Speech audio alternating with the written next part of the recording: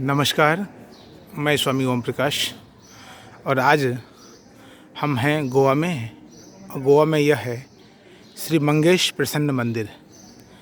भगवान शिव का शिवलिंग यहाँ पर विराजमान है। देखिए कितना भव्य मंदिर है और कितना सुंदर स्थान है। चारों ओर से पर्वत श्रृंखलाएँ हैं इस मंदिर में। मंदिर के चारों ओर पर्वत की श्रृंखला है। देखिए यह कितना सुंदर गुंबद जैसा आकार का बना हुआ है। यह मंदिर है, मुख्य मंदिर यही है। लेकिन इस मंदिर से संबंधित एक बात, बड़ी रोचक बात आपको बताना चाहता हूँ। जिन ब्राह्मण परिवारों ने इस मंदिर की स्थापना की, उन्होंने वो कुछ 24-26 लोग थे, परिवार थे, जो लोग गोवा में आकर बसे थे। और उन्होंने अपनी सुरक्षा के लिए उन्होंने भगवान से विनती की और भगवान ने उनकी रक्षा की। उन लोगों ने मंदिर स्थापना की। लेकिन यह मंदिर भी बाकी और भी मंदिरों की तरह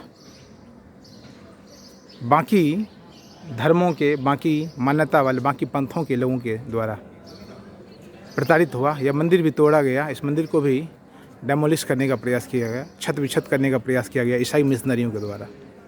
बड़ी दुर्भाग्यपूर्ण बात है, भारत में जहाँ की दुनिया में सबसे ज़्यादा, दुनिया की सबसे बड़ी आबादी जो हिंदुओं की है वो मौजूद है, उसके बावजूद भारत में दूसरे धर्म के लोग, दूसरे मान्यता के लोग आकर के यहाँ पर भारतीय धर्म और भारतीय व्यवस्था को छत विछत करने का प्रयास करते हैं। कितनी दुखद बात है, कितनी अजीब बात है कि कोई भारतीय हिंदू परिवार मंदिर का निर्माण करता है और ईसाई मिशनरी उसको तोड़ने का काम करती है। ये जो मंदिर आप देख रहे हैं, यह बाद में फिर से बनाया गया है। और मैं आपको इसका थोड़ा सा इतिहास दिखलाने का प्रयास करता हूँ। आप देखेंगे किस प्रकार से मंदिर को तोड़ने का काम ईसाई मिशनरियों ने किया है। आज जबकि लगभग हिंदू जागने की स्थिति में है और लोग जाग रहे हैं, तब यह देखना ज़रूरी है। यह देखिए, आप पढ़ सकते हैं, श्री संस्थान मंगेश प्रायल पोंडा गोवा। देखिए, आप पढ़ सकते हैं इसको आराम से। मैं ये कहना चाहता हूँ कि कब तक आखिर ऐसा होता रहेगा। भारत में हम मंदिरों को बचाने में संघर्ष करते हैं।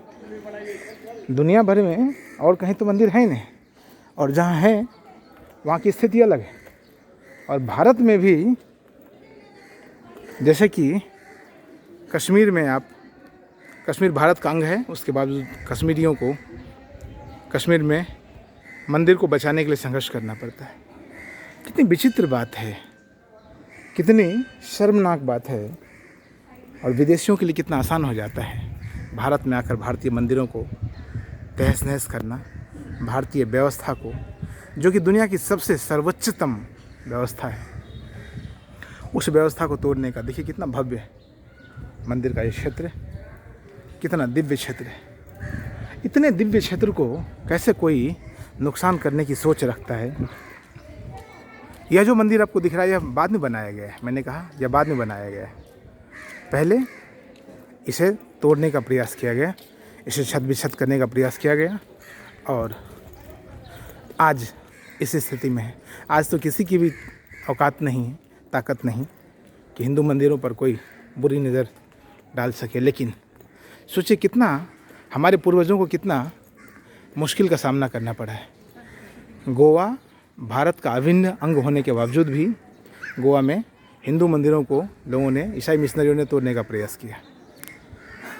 हंसी आती है और बहुत आश्चर्य भी होता है कि हिम्मत तो देखिए, जिस देश में इतनी बड़ी आबादी हिंदुओं की, उस देश का ये हाल है। अजीब बात है। बहुत दुख होता है यह सब जानकर, बहुत बुरा भी लगता है, बहुत परेशानी होती, बहुत मन में पीड़ा भी होती है। और एक बाद में यह भी जानकर अच्छा लगता है कि हमारे लोगों ने हमारे संतों ने, हमारे धर्म के रक्षकों ने पूरा प्रयास किया है भारतीय व्यवस्था को बचाने का, संवारने का। बार बार लोगों ने तोड़ा, लेकिन उसके बावजूद हम जोड़ते चले गए। हिंदू मानसिकता हमेशा जोड़ने में विश्वास करती है। हिंदू व्यवस्था कहती है वसुधैव कुटुंबकम।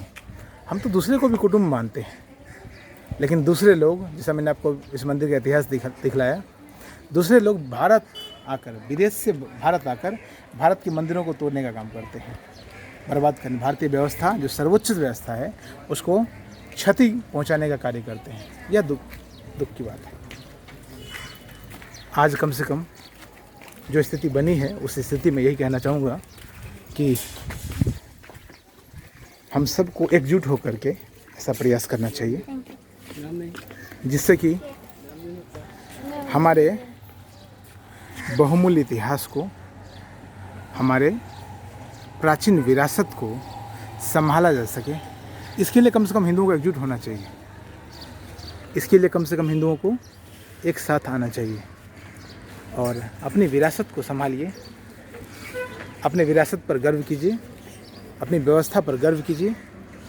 सनातन व्यवस्था दुनिया की सबसे अच्छी व्यवस्था है। सनातन व्यवस्था दुनिया की सबसे अच्छी व्यवस्था है। दुनिया में आज तक इतनी शुद्ध, इतनी पवित्र, इतनी श्रेयस्कर व्यवस्था कभी नहीं बनी। कोई भी समाज, कोई भी धर्म, कोई भी जाति, कोई भी व्यवस्था, कोई भी सभ्यता भारतीय सनातन व्यवस्था से बढ़कर नहीं, ना थी, ना है और ना भविष्य में कभी होगी। संभव नहीं है। भारतीय व्यवस्था किसी एक की देन नहीं है। बाकी जो धर्म, बाकी जो पंथ हैं वो किसी एक व्यक्ति के द्वारा पैदा किए गए हैं। दुनिया भर में जितने भी धर्म, जितने भी संप्रदाय हैं वो सब किसी एक के द्वारा पैदा किए, लेकिन भारतीय सनातन व्यवस्था किसी एक की बपौती नहीं। यहाँ हजारों हजार ऋषियों ने हजारों हजार साल तपस्या की है और उसके बाद भारतीय व्यवस्था को जन्म देने का प्रयास किया गया है। तो मैं आपसे कहता हूँ, भारतीय व्यवस्था को संभालिए, भारतीय व्यवस्था को संभालने में आगे आइए और दुनिया को फिर से बतलाइए हम भारतीय हैं, हम सनातन व्यवस्था के अंग हैं। बहुत बहुत धन्यवाद, बहुत बहुत धन्यवाद।